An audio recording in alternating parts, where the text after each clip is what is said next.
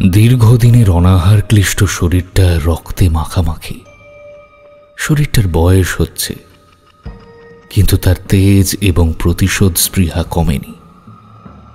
বরং এ পৃথিবীর বুকে প্রতিদিন ঘটে চলা বঞ্চনা আর লোভের ভার সেই প্রতিশোধের আগুনকে একটু একটু করে বাড়িয়ে তোলে। আজকাল আর এক জায়গায় বেশি দিন থাকতে ইচ্ছে করে না মানুষটার। অবশ্য যদি একটা মানুষের মতো শরীর থাকলেই তাকে মানুষ বলা যায়, তো সদ্য ফালা ফালা করে কাটা লোকটার মৃতদেহ আর দেহের খণ্ডিত অঙ্গ প্রত্যঙ্গগুলো পড়ে আছে নালার ধারে। এদিকে শহরের লোকজন বিশেষ আসে না, এলেও ছোড়া হাতে ওই ভয়ঙ্কর মানুষটার কিছুই আসে যায় না। সমাজের কোনো স্তরেই আজ শোষক আর নিপীড়কের সংখ্যার কমতি নেই, তাই বড় হতাশ লাগে মানুষটার। মাঝে মাঝে মনে হয় এইভাবে একা আর কতদিন। মনটা জেদি ঘোড়ার মতো হলেও শরীরটা আস্তে আস্তে জবাব দিচ্ছে। যন্ত্রণায় কুঁকড়ে যাওয়া স্থূল শরীরটা থেকে রক্তের তাজা স্রোত বের হয়ে মিশছে নালার কালো জলে। এমন ভাবেই তো প্রতিশোধ নিতে হবে, an eye for an eye। তবে এবার কিছু সাথী দরকার, যারা এই মহান কর্মযজ্ঞে ওর পাশে দাঁড়াবে।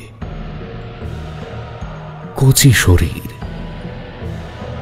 তাজা ছেলে মেয়েদের খোঁজে সেই টুকরো করা দেহটাকে পিছনে ফেলে অজানার উদ্দেশ্যে রওনা দেয় বুড়ো লোকটা। তমালোচনা কিরায় শুনছেন অনির্বাণ ভট্টাচার্যের শোধ ট্রিলজির প্রথম গল্প শান্তা। আমাদের চ্যানেলটি এখনো সাবস্ক্রাইব না করে থাকলে প্লিজ সাবস্ক্রাইব করুন। শুরু হচ্ছে অনির্বাণ ভট্টাচার্যের কলমে শান্তা।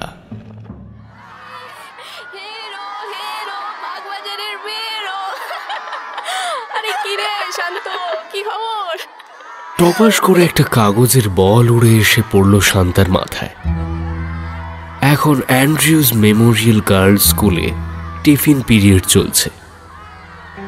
ক্লাসের সব মেয়েরা শান্তার মাথা লক্ষ্য করে কাগজের বল, আধ টুকরো রাবার, দাঁতে চেবানো পেনের খাপ ছুঁড়ে মারছে, আর শান্তা মাথা নিচু করে সেসব সহ্য করছে। তার দু চোখ বেয়ে জলের ধারা নামলেও মাথা তুলে উফ পর্যন্ত করছে না। অবশ্য এই দৃশ্য নতুন নয়। গত 3 মাস ধরে প্রতিদিন এই একই ঘটনার বারংবার পুনরাবৃত্তি ঘটছে, আর প্রত্যেকবারই শান্তা এইভাবেই মাথা নিচু করে ক্লাস শুদ্ধ মেয়েদের টোন টিটকেরি শারীরিক নির্যাতন মুখ বুজে সহ্য করছে।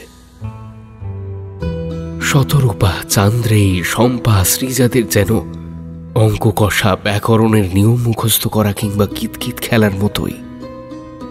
স্কুলে এসে শান্তার পিছনে লাগাটাও একটা রোজনামচা হয়ে উঠেছে। তারা প্রত্যেক দিন স্কুল ছুটির পর এই গল্প করতে করতে বাড়ি ফেরে যে পরের দিন স্কুলে এসে নতুন কোন উপায়ে শান্তাকে উত্ত্যক্ত করা যাবে, নতুন কোন উপায়ে তাকে যন্ত্রণা দেওয়া যাবে। শান্তার পুরো নাম শান্তা শাসমল। ছোটবেলাতেই মাকে হারায় সে। ওর বাবার বদলির চাকরি, ভীষণ ব্যস্ত মানুষ তিনি। মা মরা মেয়েকে সময় দেওয়ার মতন যথেষ্ট সময় কোনোদিনই তার ছিল না। সকালে অফিসের কাজে বাড়ি থেকে যখন বেরোতেন তখন দেখতেন মেয়ে অকাতরে ঘুমোচ্ছে, আর রাতে অফিস ফেরত খেলনা বা মেয়ের পছন্দসই কিছু খাবার এনে দেখতেন খেয়ে দিয়ে শুয়ে পড়েছে শান্তা। অগত্যা ছুটির দিন ছাড়া মেয়ের শরীর স্বাস্থ্যের খবরটুকুও নেওয়া হতো না তার।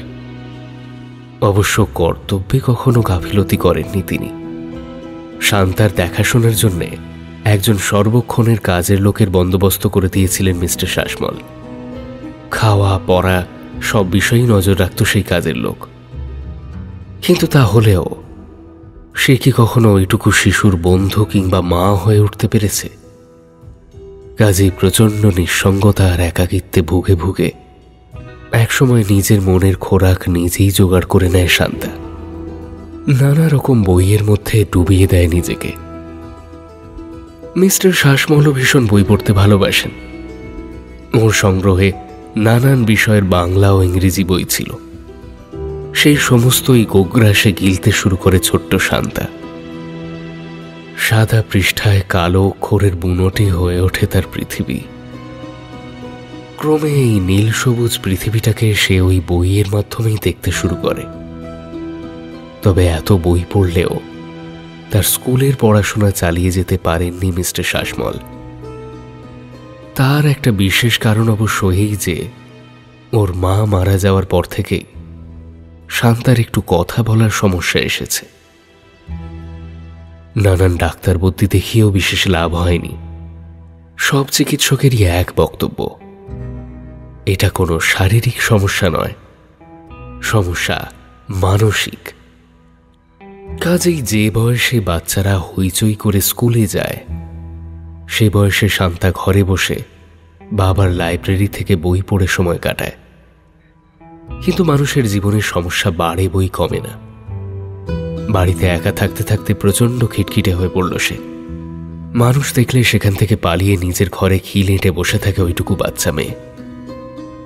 দোল বা দীপাবলির দিন যখন পাড়ার বাচ্চারা আনন্দ ফুর্তি করে বেড়ায়, তখন শান্তা বাবার লাইব্রেরির দরজা জানলা বন্ধ করে হেমেন্দ্র কুমার কিংবা সত্যজিৎ রায় মুখ গুঁজে পড়ে থাকে। জোর করে কথা বলতে গেলে পাথরের মতো সিঁটিয়ে যায় কিংবা সেখান থেকে পালায়। মেয়ের এহেন পরিবর্তন দেখে দুশ্চিন্তা বেড়ে যায় মিস্টার শাসমলের। পরিচিত মানুষজন এবং অফিস কলিগরা তাকে উপদেশ দেয়, শাসমল, মেয়েকে এবার একটা স্কুলে দাও। আরে ওইটুকু মেয়ে একা থাকতে থাকতে এমন হয়েছে ওর। দেখবে দেখবে স্কুলে গেলে বন্ধু বান্ধবদের সাথে মিশলে শান্তার এই ব্যাপারটা একদম কেটে যাবে। হয় হয়, ওর ওই কথা বলার সমস্যাটার জন্য যদি ক্লাসের বন্ধুরা ওর পিছনে লাগে কিংবা টিটকিরি কাটে, তাহলে তো শান্তার মনোবল আরও দুর্বল হয়ে যাবে। এমনকি হয়তো আর কোনোদিন সাহস করে স্পিচ প্রবলেমটা রেকটিফাইয়ের চেষ্টাই করলো না ও। আরে ধুস, কত বাচ্চার কত সমস্যা আছে। এই যে আমাদের পাশের বাড়ির রায়বাবুর ছেলে ক্লাস 9-এ পড়ে, এখনো বাচ্চাদের মতন কথায় কথায় কাঁদে। কিংবা ধরো না ওই মিসেস দাসের মেয়েটা, জন্ম টেরা, দুই চোখের মনি, একটা নেবুতলা অন্যটা নাক। তাই বলে কি তারা সবাই ওই তাদের ছেলে মেয়েদের বাড়িতে বসিয়ে রাখছে নাকি? আরে বাবা, স্কুলে গেলে 5 জনের সাথে মেলামেশা করলে এইসব সমস্যা আপনার থেকে 80% সেরে যাবে। তুমি একবার ট্রাই করেই দেখো না। পরিচিত বিচক্ষণ মানুষটির পেপটকে উদ্বুদ্ধ হন মিস্টার শাসমল। মনে মনে ভাবেন, হবেও বা, একবার চেষ্টা করে দেখতে অসুবিধা কি।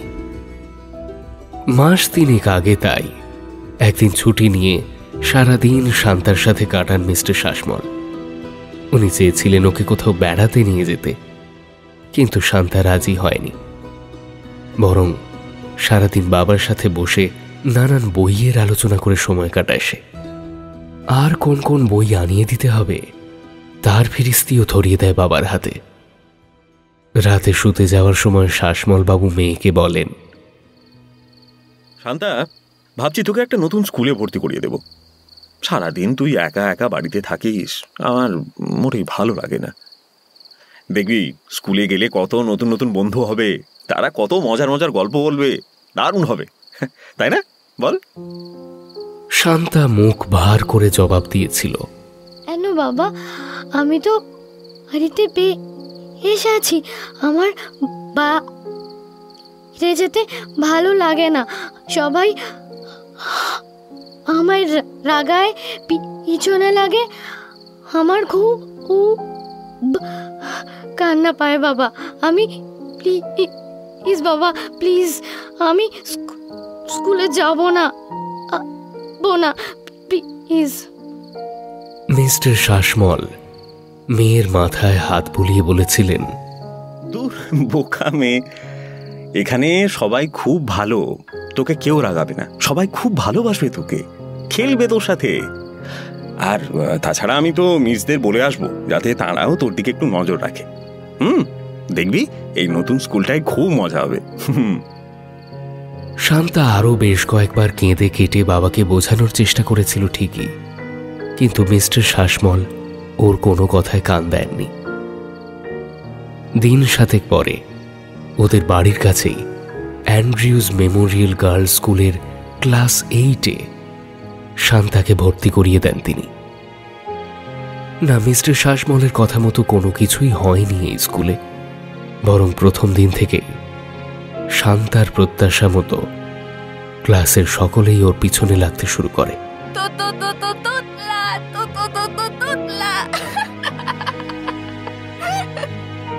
বাড়ি ফিরে সারা সন্ধে লাইব্রেরি ঘরে বসে কাঁদে শান্তা।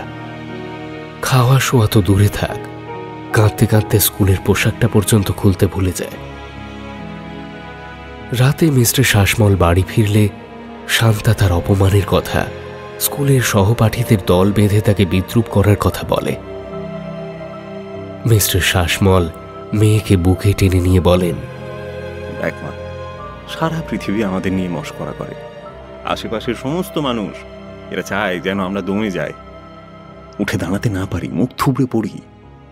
কিন্তু আমরা যদি ঘুরে দাঁড়াই, আমাদের দিকে ছুঁড়ে মারা ওই ঢিলের উত্তর দিই, তাহলে দেখবি একদিন তারাই তোকে মাথায় করে রাখবে।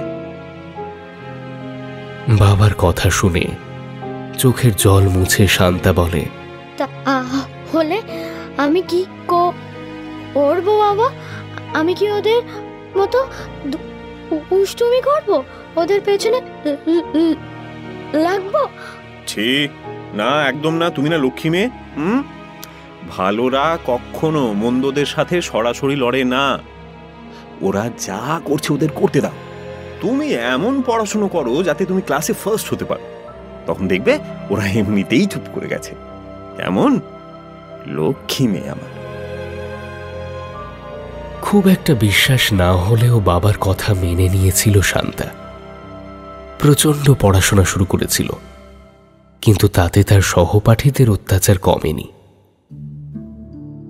বরং তার এই নিরুত্তর থাকা যেন ওদের সাহস বাড়িয়ে দিয়েছিল। ওরা আরো হিংস্র হয়ে উঠেছিল।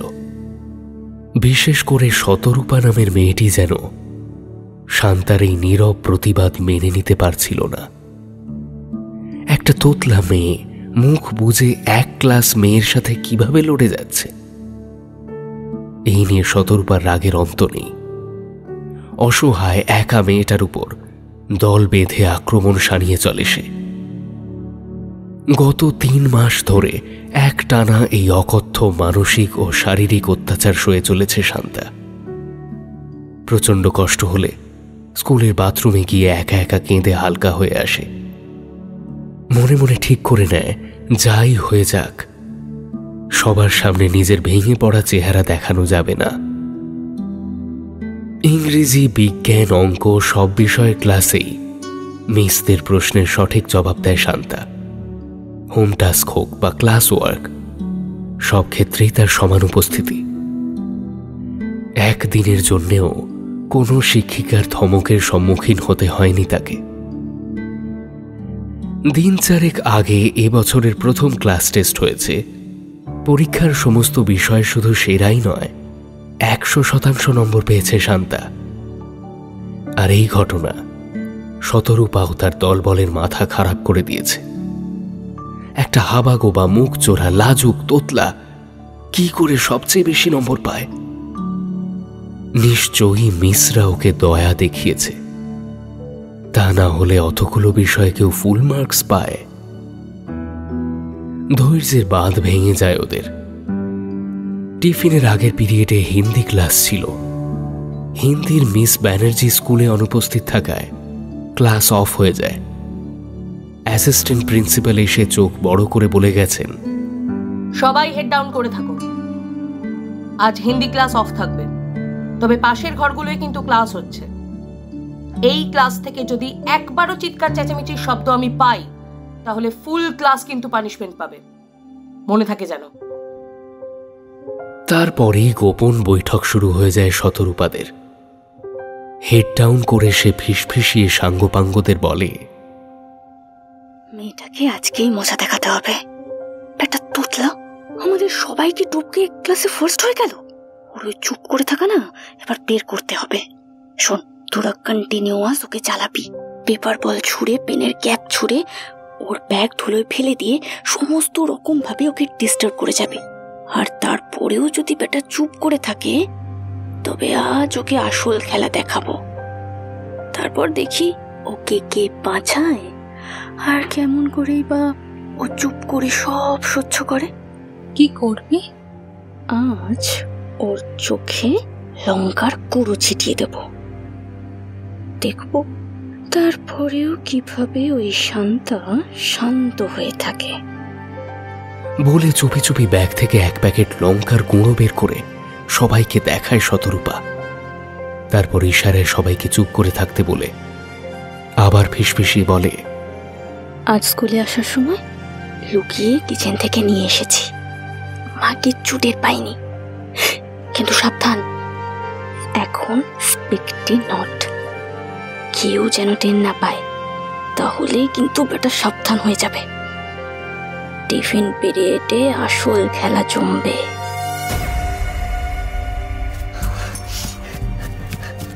দৌড়তে দৌড়তে স্কুলের মাঠ পেরিয়ে দেওয়াল টপকে পিছনের জঙ্গলের রাস্তায় এসে পড়েছিল শান্তা।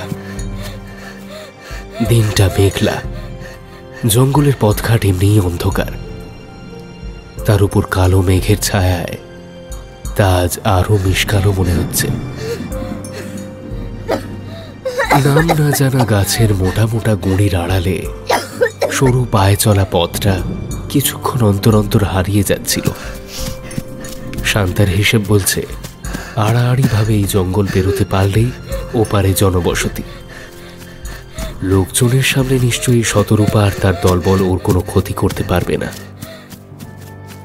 ভয় আতঙ্কে পালাতে পালাতে বারবার পিছন ফিরে দেখে শান্তা, ওই বদমাশগুলো আবার ওর পিছু নিচ্ছে না তো? উত্তেজনায় ওর হাত পা ঠান্ডা হয়ে আসছে। দেওয়াল টপকাতে গিয়ে হাঁটুর কাছে ছড়ে রক্ত পড়ছে। হোঁচট খেয়ে পড়ে কেটে গেছে হাতের তালু। সেই ক্ষতস্থান অসম্ভব জ্বালা করছে, কিন্তু সেদিকে ভ্রুক্ষেপ নেই শান্তার। তার লক্ষ্য একটাই, কোন রকমে এই বাজে মেয়েগুলোর হাত থেকে পালিয়ে বাড়ি পৌঁছানো। ছুটছে আর দু চোখ দিয়ে অঝরে জল ঝরছে ওর। ও মনে মনে ঠিক করে নিয়েছে আর কোনোদিন এই স্কুলে আসবে না।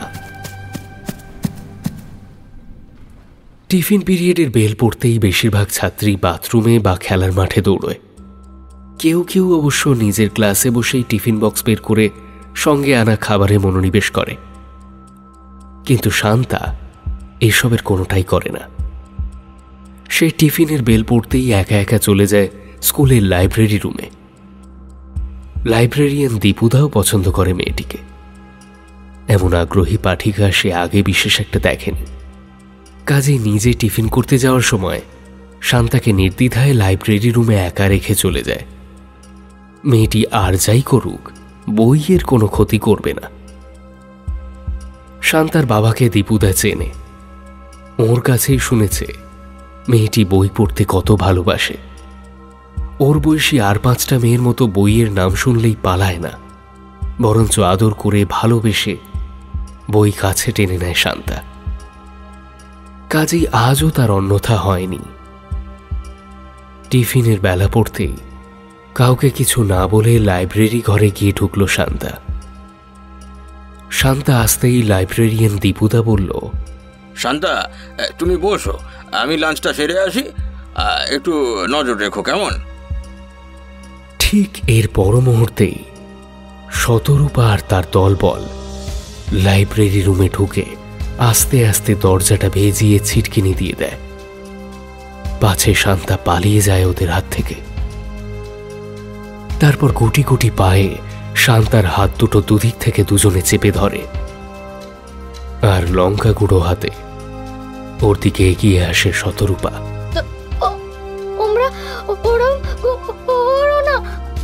আমার ব্যথা করবে।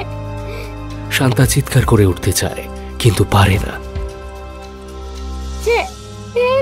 প্লিজ প্লিজ কোনো রকমে কাঁদো কাঁদো গলায় তুতলে এটুকুই বলতে পারে সে। শিকার জব্দ হয়েছে দেখে আনন্দ আর ধরে না সেই দস্যি মেয়েদের। শতরূপা মুখে আঙুল ঠেকিয়ে বলে, চুপ, দীপুদা বা অন্য কেউ জানতে পারলে বিপদে পড়বো, একদম আওয়াজ করিস না। বারে বারে খোকো তুমি, কত উত্তক্ত করার চেষ্টা করি কিন্তু বেটা কিছুতেই রা করে না। আরে আরে আমার বন্ধুর এলেন, দেখি দেখি লঙ্কার গুঁড়ো চোখে গেলে কিভাবে তুই চুপ করে থাকিস। উফ, এত কথা না বলে তোতলাটার মুখে মার না ছুরি, দেখিস না কেমন করে এরপরে। অট্ট হাসিতে ফেটে পড়ে সবাই। তবে তারা একটু সাবধানে দরজার দিকে দেখে নেয়। না, কেউ আসছে না। এবার আসল কাজ সারতে হবে। সবে সে লঙ্কার গুঁড়োর প্যাকেটে হাত ঢুকিয়েছে আর অমনি শান্তা এক ধাক্কায় তার হাত দুটো ধরে থাকা দুই সহপাঠীকে নাকাল করে ছুট লাগাতে যায়। বেশ খানিকটা সক্ষমও হয়, কিন্তু তার গতিবিধি বুঝতে পেরে হঠাৎই প্যাকেট সমেত সবটা লঙ্কার গুঁড়ো ছুঁড়ে দেয় শতরূপা। কিছুটা চোখে গেলেও অধিকাংশই পাশ কাটিয়ে যায় শান্তা। তারপর কোনো দিকে না তাকিয়ে তড়িঘড়ি দরজার দিকে ছোটে। শতরূপা পিছন থেকে চিৎকার করে, আরে ধর ধর ওকে, একদম পালাতে দিস না, এই সুযোগ আর পাওয়া যাবে না, ধর ধর ওকে। সৃজা, শম্পা আর চান্দ্রী রুদ্ধশ্বাসে ছোটে ওর পিছনে। কোনো রকমে দরজা খুলে বাইরে পালায় শান্তা। দরজার গোড়ায় দাঁড়িয়ে এবার কি করবে ভাবছিল ওরা। ইতিমধ্যে শতরূপা এসে দাঁড়ায় ওদের পিছনে, বলে, জ্বালা দিয়ে দেখলাম বদমাসটা খেলার মাঠের দিকেই গেল, চল চল ধরি, বেটাকে আজ মজা দেখাবই। পালিয়ে চাপেটা কোথায়? চান্দ্রী ভয় পায়, বলে, লিসেন গার্লস, ও যদি মিস্টার বলে দেয়, লাইক আমাদের কিন্তু আর কোনো রাস্তা থাকবে না। আই ডোন্ট থিঙ্ক এটা ঠিক হচ্ছে। আর ইউনো, জানতে পারলে বড় মিস কিন্তু সোজা রাস্টিকেট করে দেবেন। সো সৃজা আবার সাহস যোগায়, আরে ধুস, ও কিছু করার আগেই বেটাকে অ্যারেস্ট করবো। আর যদি পরে কাউকে বলেও তাহলে ওই আট পাগলা তোতলার কথায় কি বিশ্বাস করবে? আর সময় নষ্ট করিস না, চল চল, এখন ভয় না পেয়ে বেটাকে ধরি, চল। সেই যে শান্তা ছুট লাগিয়েছিল আর দাঁড়ায়নি। অবিশ্রান্ত দৌড়তে দৌড়তে খালি পিছন ফিরে দেখছিল। স্কুলের চৌহদ্দি অবধি ওই শয়তানগুলো ওকে ধাওয়া করেছিল ঠিকই, কিন্তু তার পিছু পিছু কেউই আর জঙ্গলে ঢোকেনি। তবে তাতে শান্তার ভয় কমেনি। কাঁদতে কাঁদতে জঙ্গলের অসমান পথ ধরে ছুটতে থাকে সে। না জানি কোন দিকে, কোন সীমানায়, জঙ্গলের কোন প্রান্তে পৌঁছে গেছিল ছোট্ট শান্তা। একসময় তার শরীরের জোর কমে আসে পায়ের গতি, মাথা ঘুরতে শুরু করে মেয়েটা। চোখের সামনেটা অন্ধকার হয়ে যায়। অন্ধকার পথের ধারে গাছের ছায়ায় মুখ থুবড়ে পড়ে শান্তা।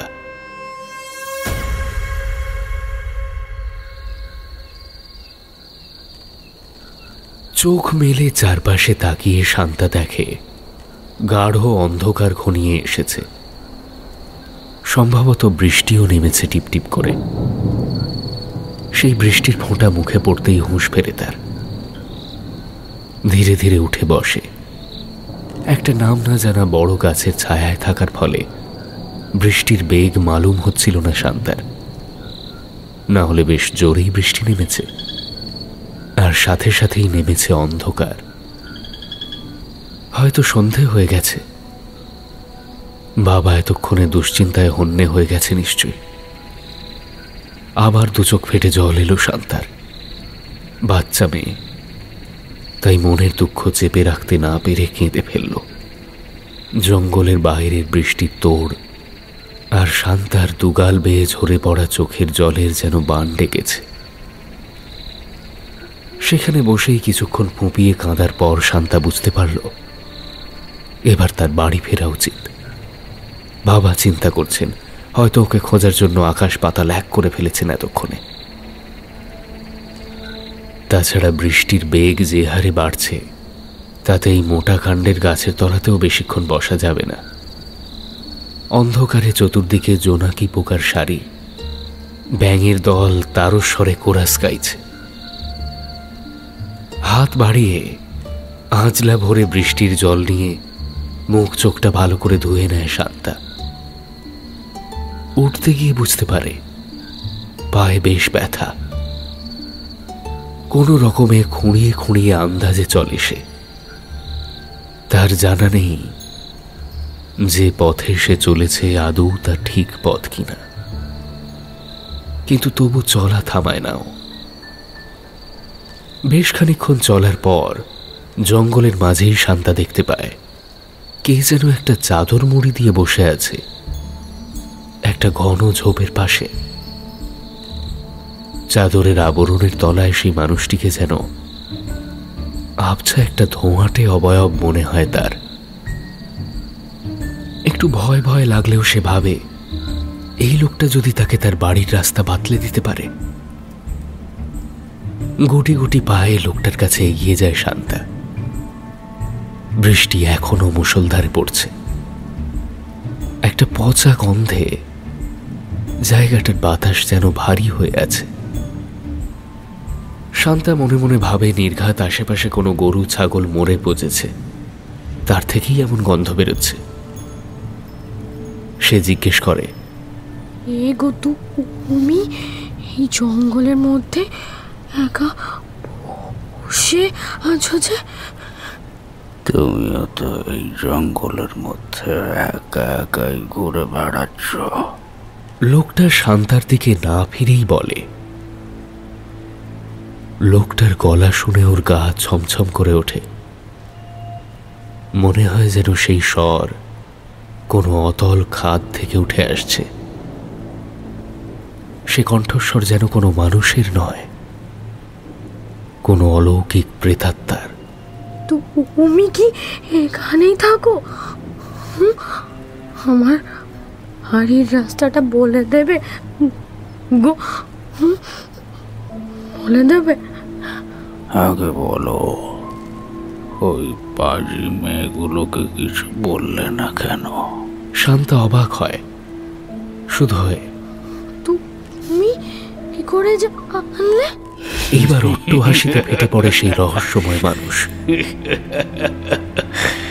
তার হাসির শব্দে যেন গোটা জঙ্গল কেঁপে ওঠে। তুমি ভালো মেয়ে, কিন্তু ওদের ভয় পাও কেন?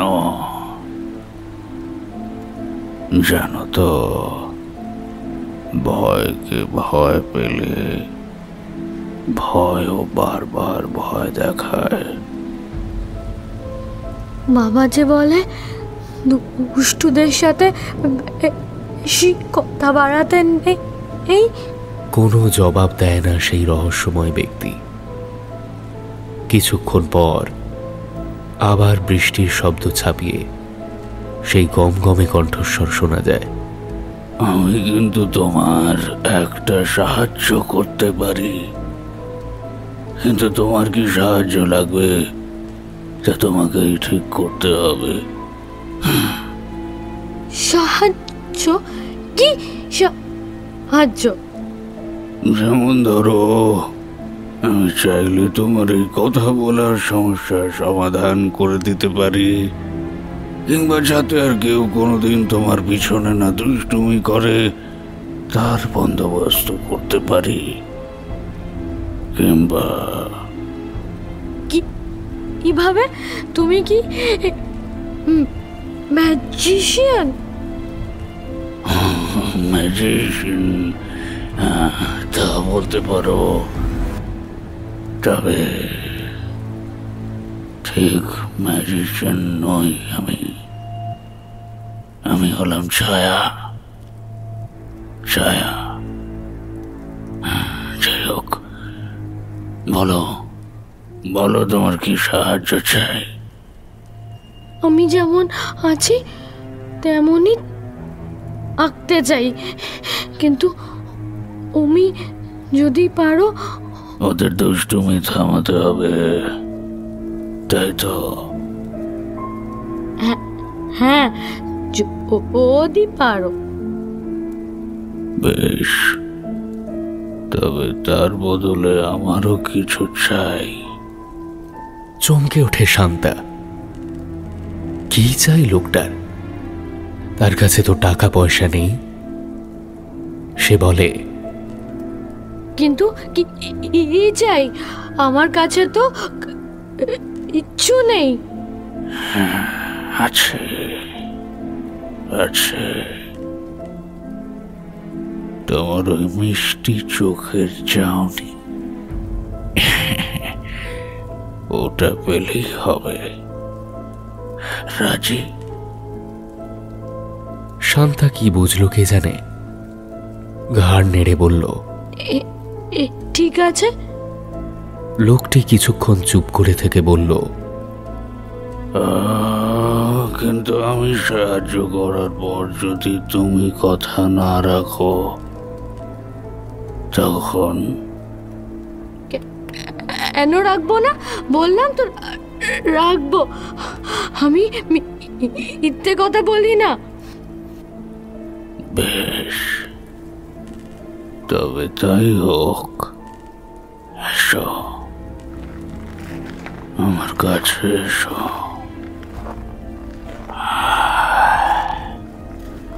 শান্তা আরো এগিয়ে গেল লোকটার দিকে।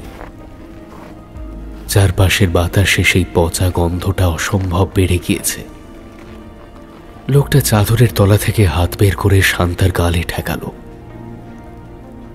অন্ধকারে সবটা দেখতে পেল না শান্তা, কিন্তু ওর মনে হলো যেন একটা বরফের টুকরোকে ওর গালে বুলিয়ে দিল। শান্তার চোখের সামনেটা ঝাপসা হয়ে আসছে, কানে যেন কেউ একটা মিষ্টি সুরেলা শীষ দিচ্ছে। একটা ঘন কুয়াশায় ছেয়ে যাচ্ছে সারা জঙ্গল। কেন? কেউ তা জানে না। অহন্যে হয়ে সারা এলাকা খুঁজে ফেলেছিলেন মিস্টার শাসমল।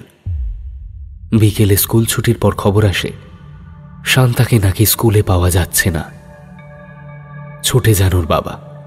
প্রিন্সিপাল ভদ্রমহিলা জানান, স্কুল ছুটির পর যখন সব বাচ্চাদের আইডি কার্ড দেখে রেজিস্টার মিলিয়ে ছাড়া হয়, তখনই তারা এই বিষয়টা লক্ষ্য করেন। যারা স্কুলে এসেছিল তারা সবাই থাকলেও শান্তাকে খুঁজে পাওয়া যায়নি।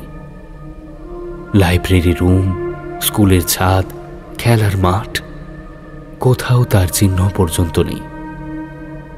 তার সহপাঠীরাও কোনো খোঁজ দিতে পারেনি। ছোট্ট পাহাড়ি জনপদ, কোথায় বা যাবে মেয়েটা? নিশ্চয়ই আশেপাশেই কোথাও আছে। চারিদিকে খোঁজ শুরু হয়, কিন্তু পুরো এলাকা চষে ফেলার পরেও হদিশ মেলে না শান্তার। অগত্যা পরিচিতদের পরামর্শে লোকাল থানায় ছোটেন মিস্টার শাসমল।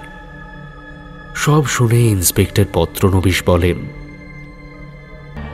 দেখুন মিস্টার শাসমল, আপনি উতলা হবেন না। আমি আপনার মনের অবস্থা বুঝতে পারছি, কিন্তু আমাদেরও তো একটা প্রোটোকল আছে। আর দেখুন, অধিকাংশ ক্ষেত্রেই দেখা যায় নিখোঁজ হওয়ার 24 ঘন্টার মধ্যেই সে ফিরে আসে।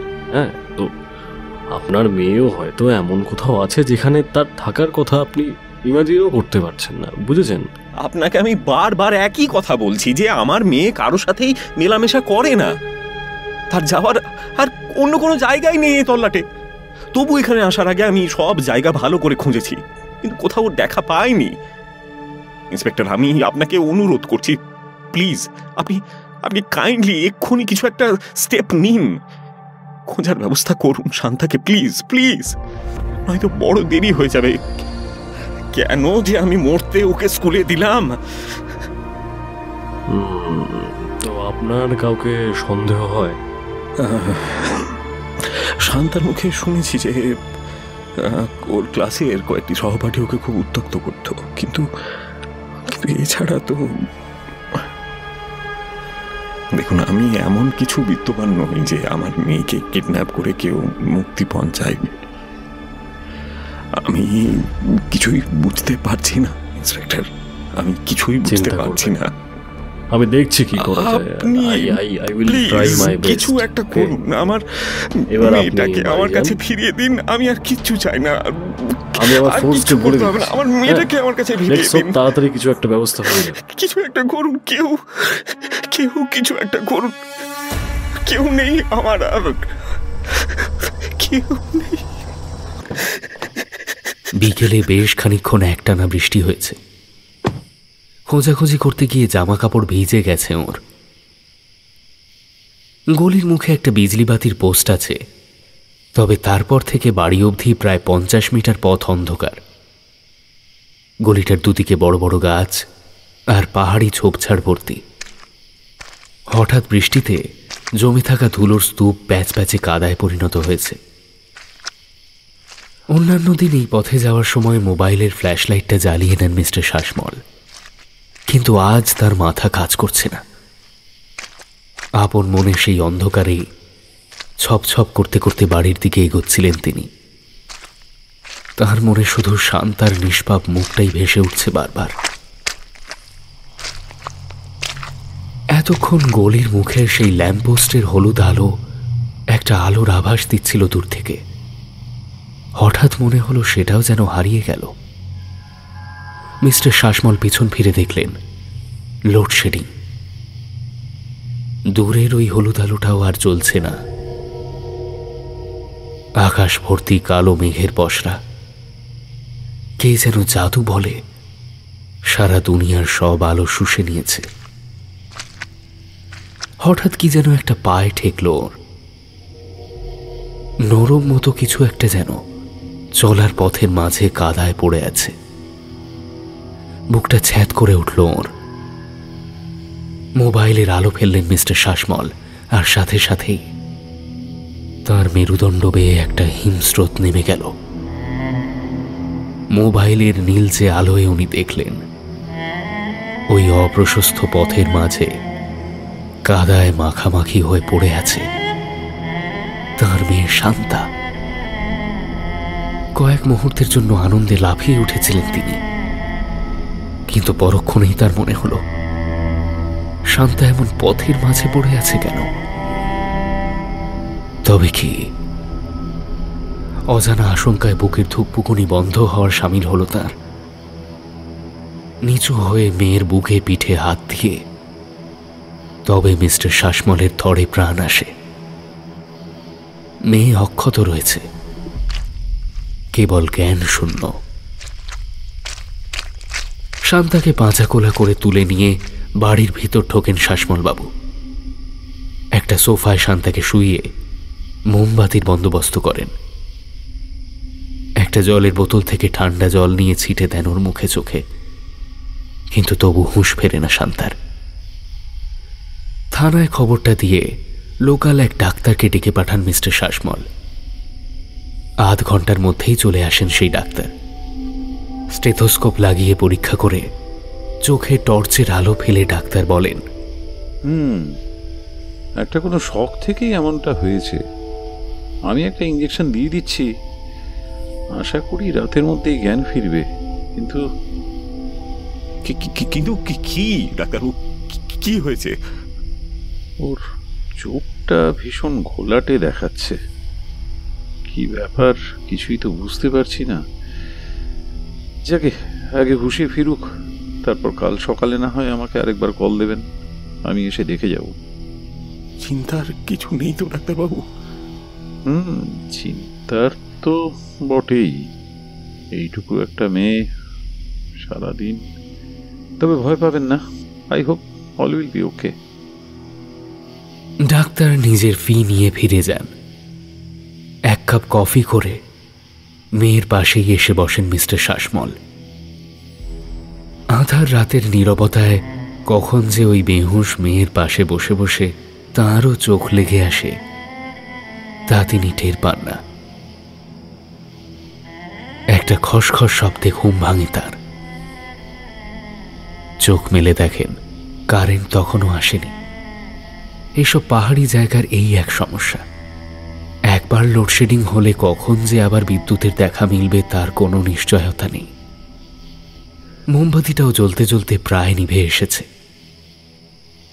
মোবাইলের দিকে তাকিয়ে দেখলেন রাত প্রায় 2:30। ডাক্তারের ইঞ্জেকশন কাজে দিয়েছে। হুঁশ ফিরছে শান্তার, নড়াচড়া করছে সে। আর সেই শব্দেই সম্ভবত শাসমল বাবুর ঘুম ভেঙেছে। মেয়ের জন্য 1 গ্লাস জল গড়িয়ে নিয়ে আসেন তিনি। শান্তা উঠে বসে সেই জলটুকু খায়। মিস্টার শাসমল মেয়ের মাথায় হাত বুলিয়ে জিজ্ঞেস করেন, এখন কেমন লাগছে মা? ঘাড় নাড়ে শান্তা। মিস্টার শাসমল বোঝেন মেয়ে ভালো বলতে চাইছে। না না, ঠিক আছে ঠিক আছে, তোকে কথা বলতে হবে না, তুই বিশ্রাম নে। কাল সকালে আমরা কথা বলবো, কেমন? কাল সকালে কথা বলবো, তুই ঘুমো, তুই রেস্ট কর। পাশ ফিরে শুয়ে পড়ে শান্তা। মাথাটা ভার ভার লাগছে, কিছু মনে পড়ছে না। সারাদিন কি হয়েছে, বাবাই বা এমন বলল কেন, কিছুই বুঝতে পারছে না সে। খালি একটা ধোঁয়া ধোঁয়া আচ্ছন্ন ভাব যেন ওর সমস্ত চেতনাকে গ্রাস করে রেখেছে। চোখের সামনে কেবল কুয়াশা জড়ো হচ্ছে শান্তার। পরের দিন আর মেয়েকে স্কুলে পাঠাননি মিস্টার শাসমল। নিজেও কাজ থেকে কয়েকদিনের ছুটি নিয়েছেন। অসুস্থ মেয়েটাকে একটু সময় দিলে মেয়েটা খুশি হবে। সকালের জলখাবার বানিয়ে মেয়ের ঘরে গিয়ে দেখলেন শান্তা তখনও অকাতরে ঘুমোচ্ছে। ওকে ডেকে শাসমলবাবু বললেন, কি রে, এখনো ঘুমোচ্ছিস? ওঠ ওঠ ওঠ, যা মা, মুখ ধুয়ে মা, যা। আজ আমরা একসাথে ব্রেকফাস্ট করব। যা। উঠে বসে জানলার বাইরে তাকিয়ে শান্তা জড়ানো গলায় বলল, বাবা, কটা বাজে? এখনো বাইরে কুয়াশা কেন? শাসমলবাবু দেখলেন জানলার বাইরে খটখটে দিনের আলোয় চারদিক ঝলমল করছে। উনি মনে মনে ভাবলেন, তবে কি মেয়েটার চোখে কোনো সমস্যা দেখা দিল? ডাক্তারবাবুও গতকাল কি একটা যেন বলছিলেন, কিন্তু মুখে এসব চিন্তা প্রকাশ না করে বললেন, তুই যা তো চোখে ভালো করে জল দিয়ে আয়, আর দেরি করিস না, ম্যাগিটা ঝুড়িয়ে যাবে তো। টলমলো পায়ে বাথরুমের দিকে চলে গেল শান্তা। মিস্টার শাসমল ডাক্তারবাবুকে একটা কল করে বললেন সব। তারপর আরও কিছু টুকটাক কাজ সেরে নিয়ে দেখলেন অনেকক্ষণ হয়ে গেছে, কিন্তু শান্তা এখনো ফিরছে না বাথরুম থেকে। বাথরুমটা বাড়ির পিছন দিকে। পায়ে পায়ে সেদিকে এগিয়ে গেলেন মিস্টার শাসমল। বাথরুমের দরজা হাট করে খোলা, কিন্তু শান্তা নেই। উনি বাড়ির সবকটা ঘর তন্ন তন্ন করে খুঁজলেন, কিন্তু মেয়েকে কোথাও খুঁজে পেলেন না। এই দিনের বেলায় আবার কোথায় গেল শান্তা? চিন্তার ভাঁজ পড়ল মিস্টার শাসমলের কপালে।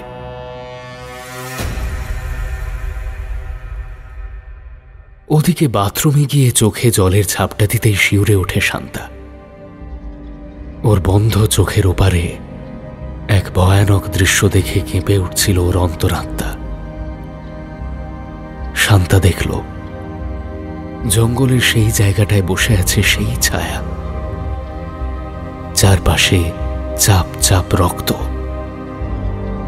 সেই লোকটা হাতছানি দিয়ে ডাকছে শান্তাকে। অমোঘ সেই টান। ওই দুর্নিবার হাতছানিকে উপেক্ষা করা কারো সাধ্য নয়। এরপর গুটি গুটি পায়ে নিজের অজান্তে বাড়ির পিছন দিকে দরজা খুলে বেরিয়ে আসে শান্তা। সামনে তখন এক কুয়াশা ঢাকা জঙ্গল তার পথ আগলে দাঁড়িয়ে আছে।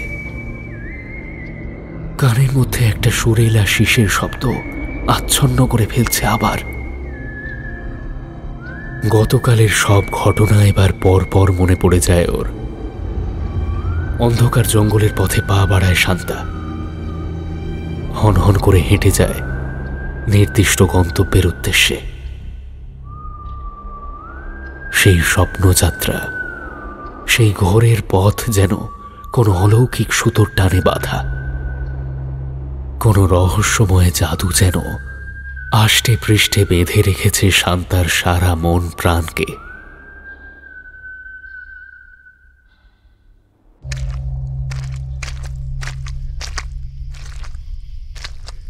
জঙ্গলের পাশের রাস্তা দিয়ে স্কুলে যাচ্ছিল চান্দ্রেই।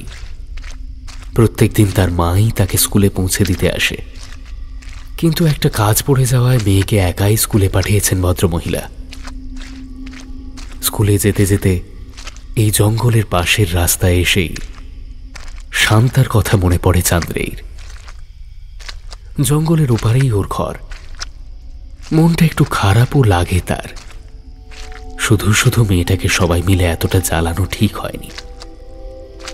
বাবার মুখে সে শুনেছে শান্তা নাকি প্রচন্ড অসুস্থ। নিজেকে দোষী মনে হয় তার। এইসব ৭-৫ ভাবতে ভাবতে পথ হাঁটছিল সে। হঠাৎ জঙ্গলের দিক থেকে তার সামনে এসে হাজির হয় শান্তা। শান্তার পরনে রাত পোশাক, তার চোখ দুটো এলোমেলো চুলের আড়ালে ঢাকা। তবে সে যে চান্দ্রের দিকেই তাকিয়ে আছে তা বুঝতে অসুবিধে হয় না। I am really sorry, rather we are really sorry. আমাদের তোকে ওইভাবে ডিস্টার্ব করা একদম উচিত হয়নি। আমি বুঝতে পারছি সেটা, বাট শান্তা কোনো কথা বলে না, শুধু নিজের দু চোখ ঢেকে ফেলে দু হাতের তালু দিয়ে। চান্দ্রেই শুনতে পায় কাছেই কোথাও যেন কেউ একটা সুরেলা শীষ দিচ্ছে। এই শান্তা, এসব কি?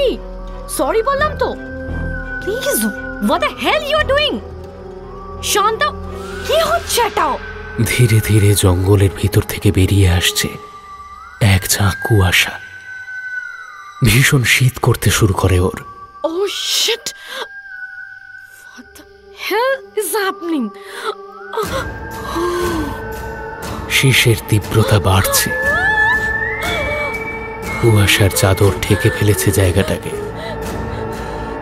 ধীরে ধীরে জ্ঞান হারায় চান্দ্রেই।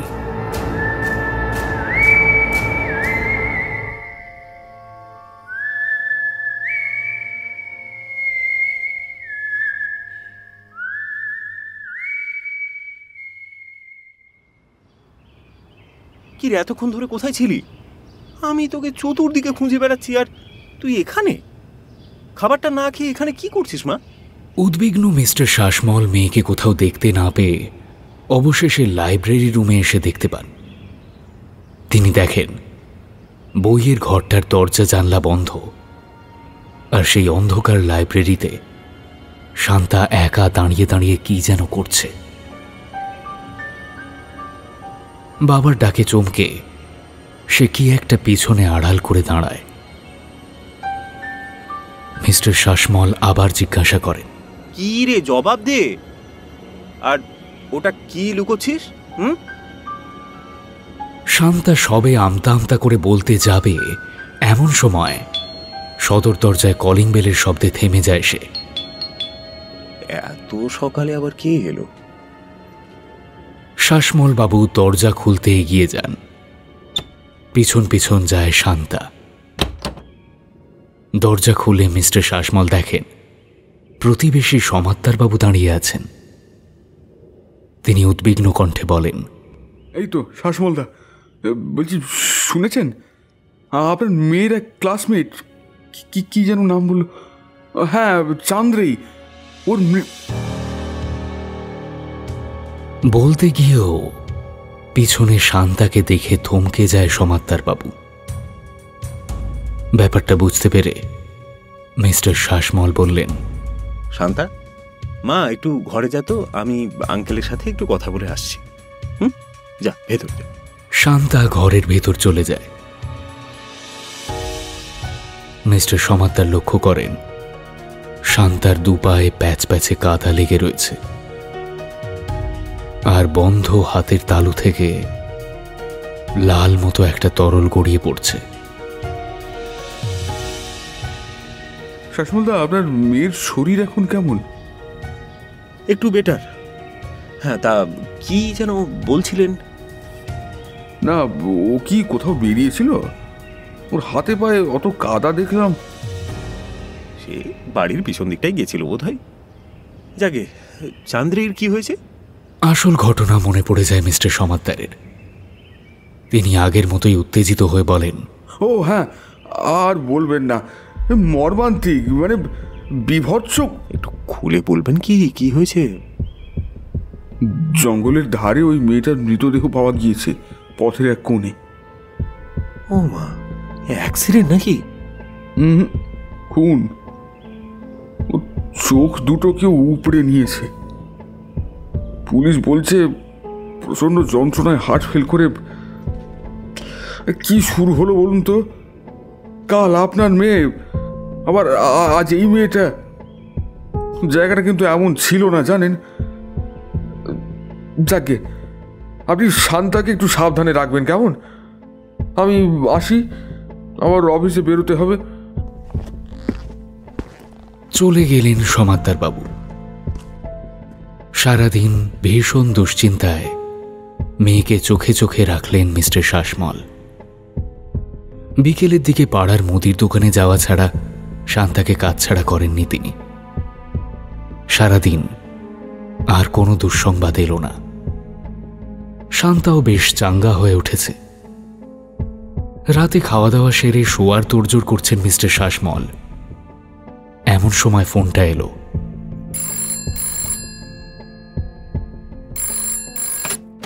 হ্যালো, হ্যাঁ শাসমলদা, আমি সমাদ্দার বলছিলাম। এত রাতে আপনাকে বিরক্ত করছি, কিন্তু উপায় কি বলুন? শান্তার আরেক সহপাঠী সৃজাকে ও বিকেল থেকে খুঁজে পাওয়া যাচ্ছে না। আমরা সবাই মিলে যাচ্ছি থানায়, বুঝলেন? আপনি কি একবার আসতে পারবেন? এত রাতে শান্তাকে ফেলে? মানে আপনি তো বোঝেনি আমি একা মানুষ। না না, আমি তার একটা উপায় ভেবেছি। আপনি বরং আমার বাড়িতে শান্তাকে রেখে আসুন, আমার গিন্নির কাছে। ও শান্তাকে চোখে চোখে রাখবে। কিন্তু বুঝতেই তো পারছেন, আপনি গতকাল এই মেয়েগুলোর নামেই কমপ্লেন জানিয়েছিলেন। আজ যদি আপনি না যান, তাহলে কিন্তু শান্তা এবং আপনার দিকে, বুঝতেই তো পারছেন, একটা সন্দেহের তীর উঠবে। তাই অন্তত কিছুক্ষণের জন্য এসে একবার মুখ দেখিয়ে যান। হ্যাঁ। মিস্টার শাসমল মনে মনে ভাবলেন, তাঁর এই প্রতিবেশী ভুল কিছু বলেননি। তিনি জবাব দিলেন, হ্যাঁ বেশ, তাহলে আমি শান্তাকে আপনার বাড়িতে পৌঁছে দিয়ে থানায় যাচ্ছি। ফোন রেখে শান্তাকে ওষুধ খাইয়ে সমাদ্দার বাবুর বাড়িতে নামিয়ে দিয়ে থানার উদ্দেশ্যে রওনা হলেন মিস্টার শাসমল। রাত হয়েছে। থানার দিকে যেতে যেতে নানা রকম অদ্ভুত চিন্তা মাথায় আসছিল। দুবারই এমন সময় ঘটনাগুলো ঘটেছে যখন শান্তা তার চোখের আড়াল ছিল। তবে কি না, না, এ হতে পারে না।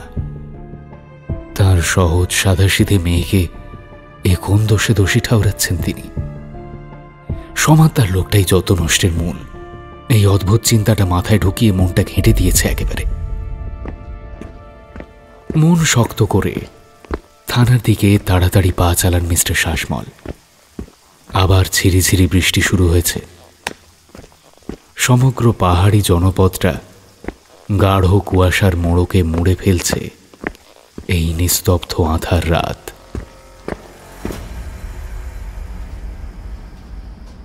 থানায় পৌঁছতেই মিস্টার শাসমল দেখলেন সমাদ্দার সহ আরও জনাদশেক উদ্বিগ্ন মুখের ভিড়। ওকে দেখেই সমাদ্দার এগিয়ে এলেন। ওই তো শাসমলদা এসেছেন। এখনো বাচ্চাটার কোনো খোঁজ পাওয়া যায়নি, বুঝলেন? সবাই ভীষণ টেন্সড। ইন্সপেক্টর পত্রনবীশ রাউন্ডে বেরিয়েছিলেন। ফিরে এসে শাসমলকে দেখে বললেন, আরে মিস্টার শাসমল, আপনার মেয়ে কি যেন নাম? শান্তা শাসমল। হ্যাঁ, শান্তা। সে এখন কেমন আছে? হ্যাঁ, better better better sir. Mister সমাদ্দারের বাড়িতে ওকে রেখেই এখানে এলাম। ভালোই করেছেন। আচ্ছা মিস্টার শাসমল, আপনার মেয়ে মানে শান্তা আজ সারাদিন বাড়ি থেকে বেরিয়েছে? মিস্টার শাসমল বুঝলেন ইন্সপেক্টরও তার মেয়েকে সন্দেহ করছেন। আগে না স্যার, কিন্তু কেন? আর আপনি? আপনি বেরোনি চলেন? না ইন্সপেক্টর, আমিও আজ সারাদিন বাড়িতেই। আসলে মেয়েটার শরীরটাও তো ভালো নেই, তাই। কোনো আই উইটনেস আছে? আই মিন এমন কেউ আছে মানে যিনি এটা বলতে পারবেন যে আপনি সারাদিন বাড়িতেই ছিলেন? এই তো মিস্টার সমাদদারই সকালে আমায় দেখেছেন। আর আর তো তেমন কেউ। আপনি তো কাল এদের এগেনস্টে কমপ্লেন করছিলেন, আজ তারাই। কি যে বলেন ইন্সপেক্টর, আমি শুধু সংশয় প্রকাশ করেছিলাম, আর সেটাও তো আপনি জিজ্ঞেস করাতেই ওদের নামটা নিলাম। এই আপনি এক্সাইটেড হবেন না, আমি জাস্ট রুটিন ইনকোয়ারি করছি। হ্যাঁ আচ্ছা, আজ সারাদিন আপনার মেয়েকে জিজ্ঞাসা করেছেন সে কাল সারাদিন কোথায় ছিল? ডাক্তারবাবু তো ওকে বেশি ঘাঁটাতে বারণ করেছেন স্যার। আর শান্তাও কাল রাত থেকেই খুব চুপচাপ হয়ে গেছে। মা মরা মেয়ে, বুঝেনি তো স্যার। মিস্টার শাসমলের এই করুণ জবাবে ইন্সপেক্টর কিছু একটা বলতে যাচ্ছিলেন, এমন সময় একজন কনস্টেবল এসে ওকে সাইডে নিয়ে গিয়ে ফিসফিস করে কি যেন বলল। সকলে লক্ষ্য করলেন ইন্সপেক্টর পত্রনবীশের মুখ চোখ কঠিন হয়ে উঠেছে। উনি বললেন, বাস স্ট্যান্ডের কাছে একটা বাচ্চার বডি পাওয়া গেছে, আপনারা আসুন আমার সাথে। সমবেত মানুষদের কয়েকজন পুলিশের জিপে আর কয়েকজন মিস্টার সমাদ্দারের গাড়িতে চড়ে বসলেন। সকলেরই বুকে এক অজানা আতঙ্ক। এই নির্বিবাদী পাহাড়ি মফস্বলে যেন হঠাৎ করেই কোনো অভিশাপ নেমে এসেছে। একের পর এক বাচ্চাদের নিথর দেহ আবিষ্কার হচ্ছে নানান জায়গা থেকে। অন্ধকার ঘোরানো পাহাড়ি পথে পরপর দুটো গাড়ি ছুটে চলেছে। বৃষ্টির বেগ বাড়ছে, আকাশ জুড়ে মাঝে মাঝেই বিদ্যুতের আঁকিবুকি খেলে যাচ্ছে। ঘন কুয়াশা ভেদ করে ছুটে চলেছে দুটো গাড়ির দুই জোড়া হেডলাইটের আলো। ইন্সপেক্টর পত্রনবীশেরও বিষয়টা ভালো ঠেকছে না। এ আবার কোন উটকো ঝামেলা সৃষ্টি হলো। মিনিট কুড়ির মধ্যেই অকুস্থলে পৌঁছে গেল দুটো গাড়ি। রাস্তার এক পাশে গাড়ি দাঁড় করিয়ে নেমে এলেন সকলে।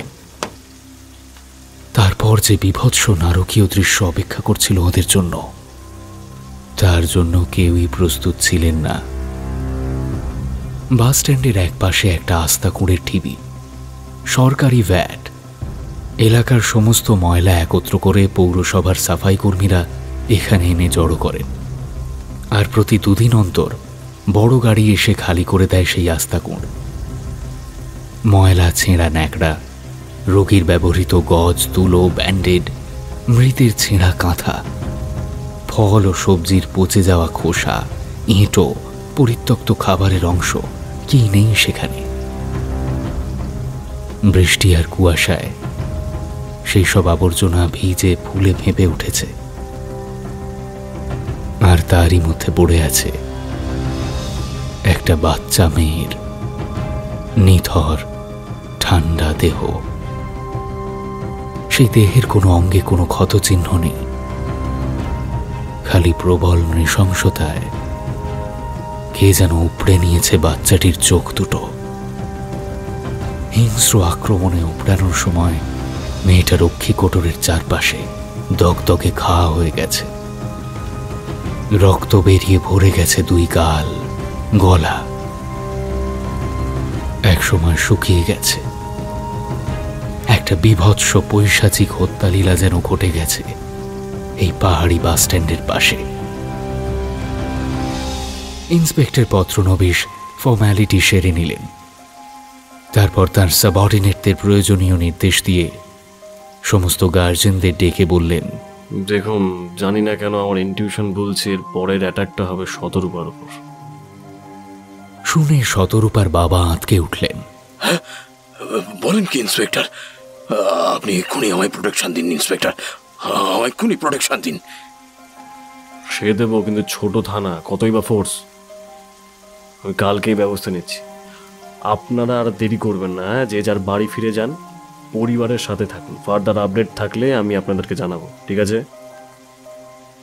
মুহূর্তের মধ্যে আতঙ্কিত গার্জেনরা বাড়ি ফেরার জন্য তাড়াহুড়ো শুরু করলেন।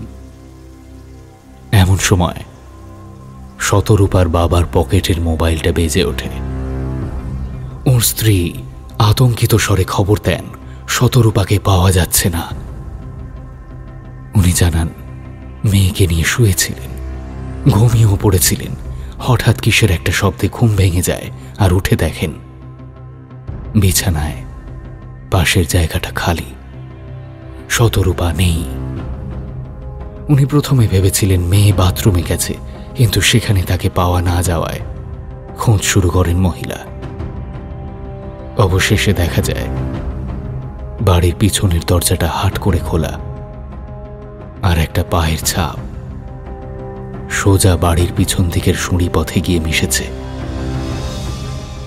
ইন্সপেক্টর পত্রনবেশ খবরটা পেয়েই সমাদ্দার এবং মিস্টার শাসমলকে ডেকে বললেন, আপনারা এখনই গিয়ে শান্তাকে দেখুন আর আমাকে সঙ্গে সঙ্গে ফোন করবেন, ঠিক আছে? একটা বড় বিপদের গন্ধ পাচ্ছি আমি। ইন্সপেক্টর চলে গেলেন শতরূপার বাবার সাথে। শাসমল বাবু আর সমাদ্দার বাবু গাড়ি ছোটালেন তাঁদের গন্তব্যের উদ্দেশ্যে। সমাদ্দারের বাড়ি পৌঁছে দুজনে দেখলেন বাড়ির দরজা খোলা। বৃষ্টি এখন মুষলধারে পড়ছে। বাড়ির ভিতরে আলো জ্বলছে না। আতঙ্কে ওদের দুজনেরই বুকের হৃদস্পন্দন কয়েক গুণ বেড়ে গেছে। মোবাইলের আলো জ্বালিয়ে বাড়ির ভিতর ঢুকে সুইচ বোর্ড হাতড়ে ঘরের আলো জ্বালতেই একটা আর্তনাদ ভেসে এলো মিস্টার সমাদ্দারের মুখ থেকে।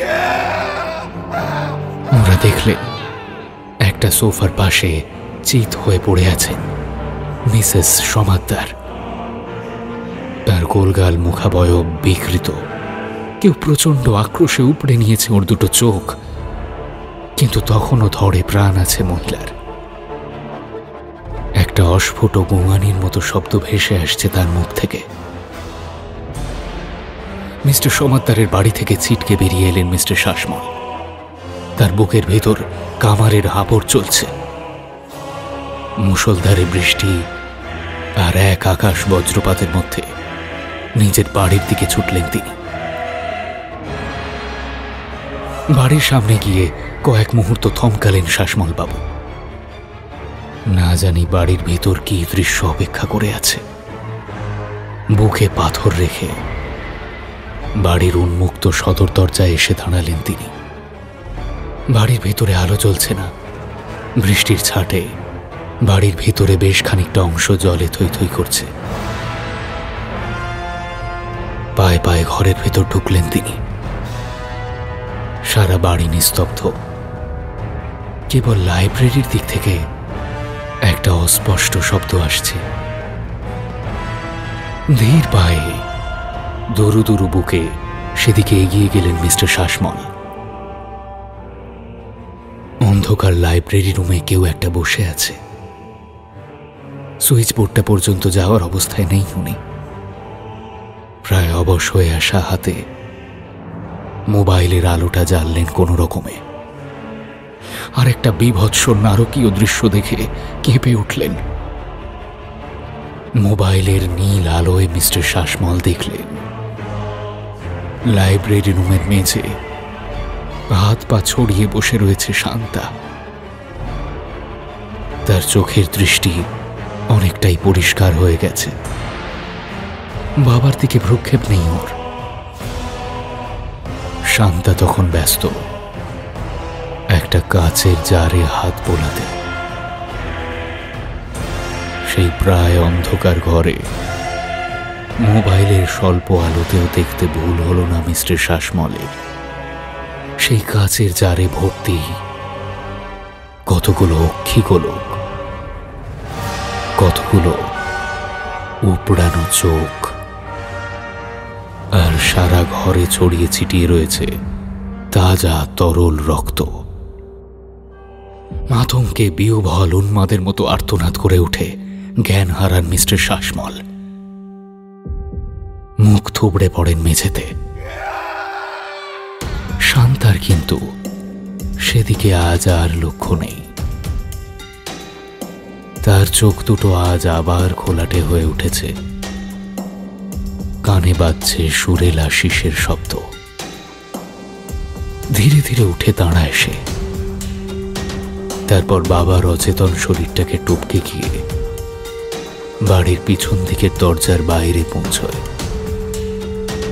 জঙ্গলের ভিতর থেকে ভেসে আসছে সেই সুরেল আশিস।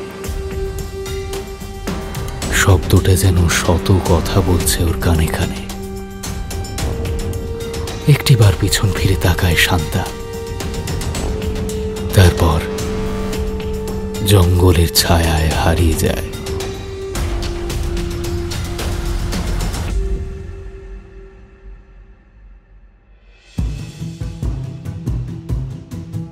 শেষ হলো অনির্বাণ ভট্টাচার্যের কলমে শান্তা। গল্প পাঠিয়েছিলাম আমি তমাল।